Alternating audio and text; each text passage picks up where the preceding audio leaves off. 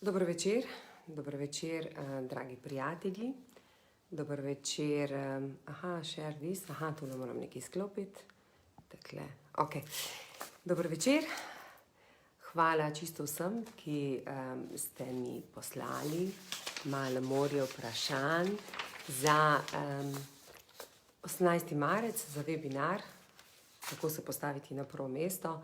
Zdaj, jaz sem sprintala si vsa ta vprašanja, res mislim, halo, to je. Najprej naj povem, da sem presenečena nad vsemi temi vprašanji in tudi počaščena, hvaležna to pomeni, da niste se samo upisali na webinar, ampak da tudi dejansko ste postavili neko vprašanje.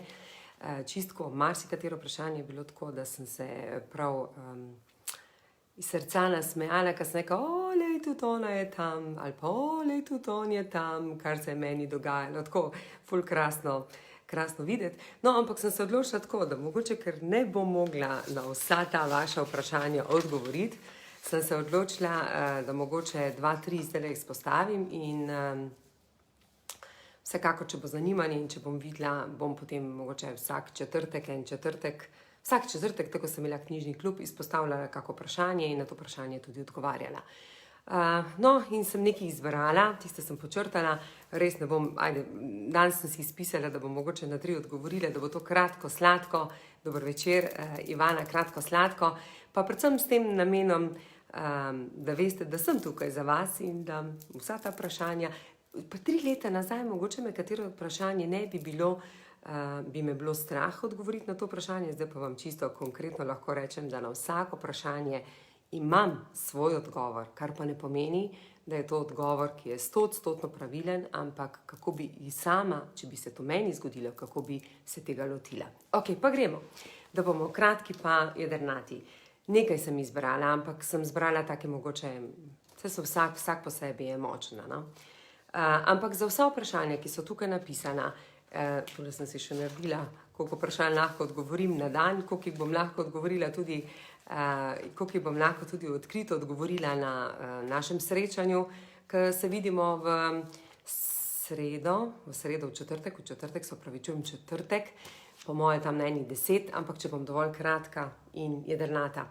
Dobro, prvo eno izmed vprašanj, ki mi je postavila udeleženka, mislim, da to je udeleženka, in se mi zdi izredno dobro vprašanje, ki bi ga rada delila z vami. Se vam opravičujem, ne bom brala vaših komentarjev, ker če ne mi bo fokus uhajal, to meni danes in izključno za vprašanja, da odgovorim na določena vprašanja, ker ne bom mogla vsa vprašanja četrtek odgovoriti. Zakaj je tako lahko biti grd do sebe, pa tako zelo težko imeti sebe rad? To je bilo prvo vprašanje. In predvsem kratek odgovor, zato ker v otroštvu nismo dobili dovolj ljubezni, zato ker v otroštvu imamo neke vzorce, ki jih je potrebno ozavestiti, očistiti. Danes trdim in danes sem prepričana, da se tudi dajo odstraniti, ampak zato, ker je meni vlasta pomagala. In čisto vsaka taka bolečina prihaja iz otroštva. To pomeni, ne vem, ko rečemo, nisi dovolj dobro naredil, ti nikoli ničesar ne znaš, to pusti, to ni zate, nisi dovolj pameten in tako naprej. In potem avtomatsko ta vzorec nadaljujemo tudi, ko smo starejši.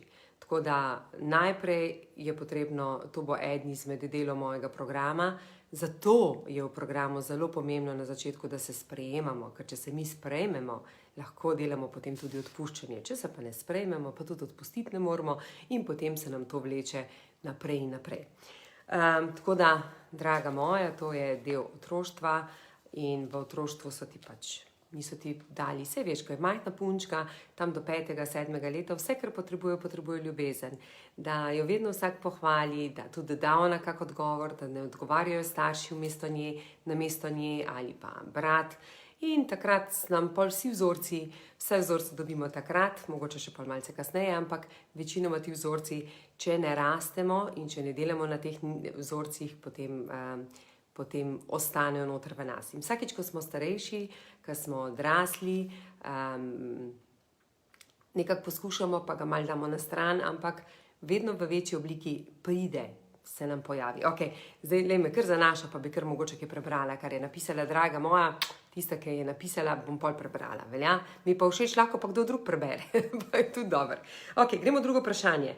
Kako narediti prvi korak na poti k spremembi? Tam je bil fantastičen, res fantastičen. Kako se motivirati in začeti k tej pot k spremembi? Najprej tako, da se odločiš. Odločitev je tista, ki nas pripelje do tega, da rečemo, zdaj pa dost. Zdaj sem se pa odločila in danes štartam, ne jutri. Se veste, kako je. Preteklosti ne morete spremeniti, niti prihodnosti. Lahko spremenite samo ta trenutek, točno ta trenutek, kot ste sedaj. Tako da, najprej je potrebno sprejeti odločitev. Zato se tudi tako imenuje. Nečesa se ločimo in gremo naprej. Ok, gremo. Tam je bil, čak, tam je bil dober. Zakaj vedno privlačim slabe šefe? Tam je bil top. Draga moja. En velik poljub. To so vprašanja, ki si jih želim, ker to so vprašanja, ki s takimi vprašanji vas potem boostam noter v teh mojih online tečajih. Zato, ker vam povem, da vse privlačimo točno, zakaj se nam to zgodi, da imamo slabe šefe. Ok, pa začnimo na kratko.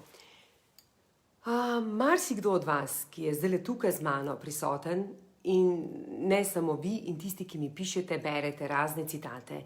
In marsikdo tudi obkluka citati. Jaz se spomnim, da je bil eden izmed najbolj obklukanih citatov moj citat, ki sem ga enkrat dala gor, ne moj, od nekoga drugega.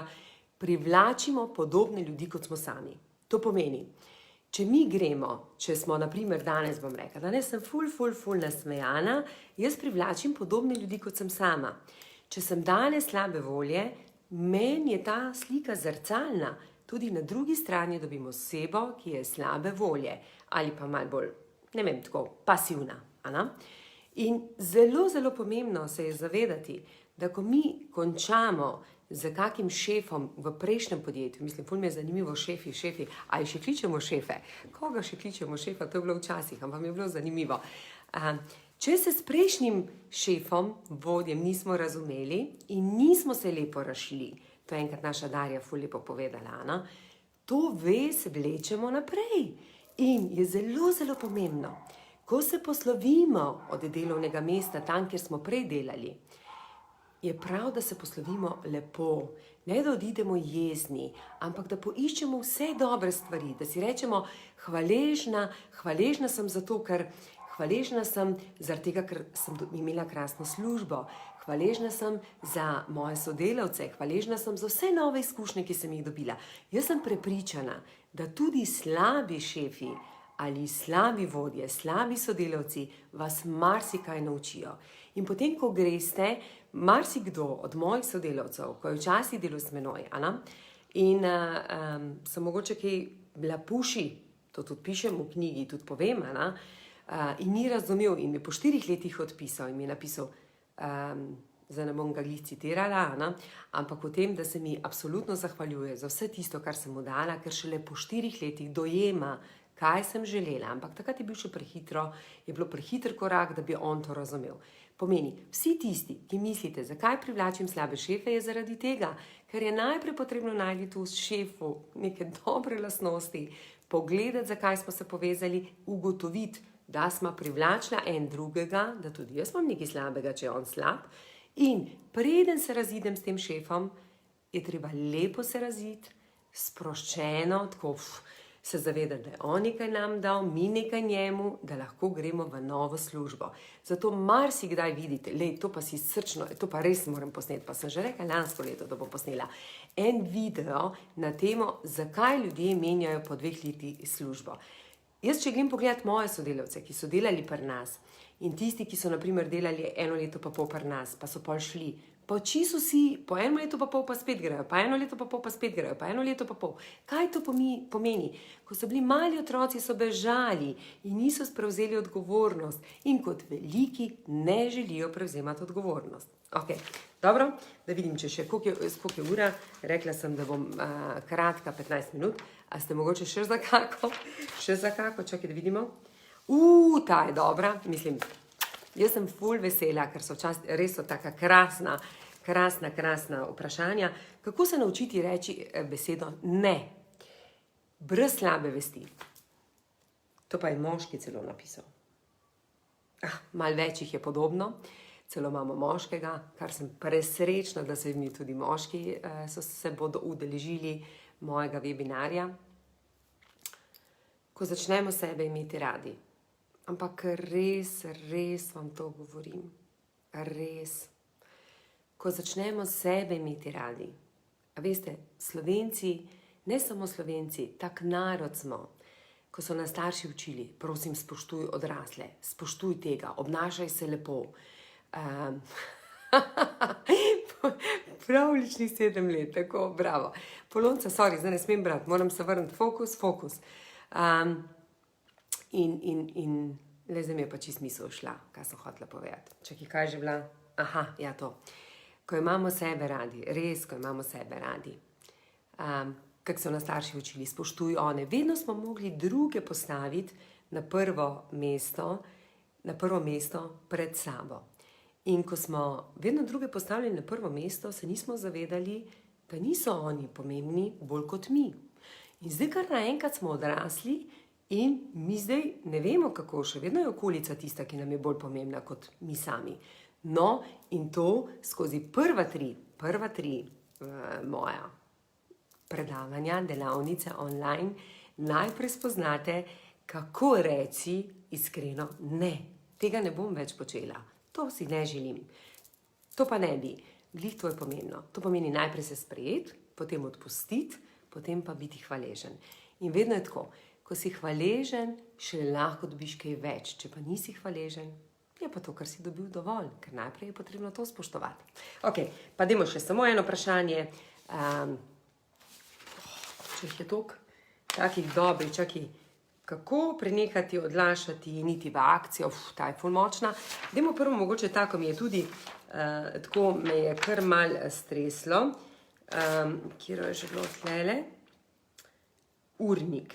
Ja, urnik, mislim, da urnikov je bilo največ, no, tako iskreno povedano, poslanstvo pa urnik, sigurno, ko boste na mojem programu, boste vedeli, kaj je tudi poslanstvo, tako da to ne moremo v 2 minutah povedati, ampak to boste zvedeli takrat.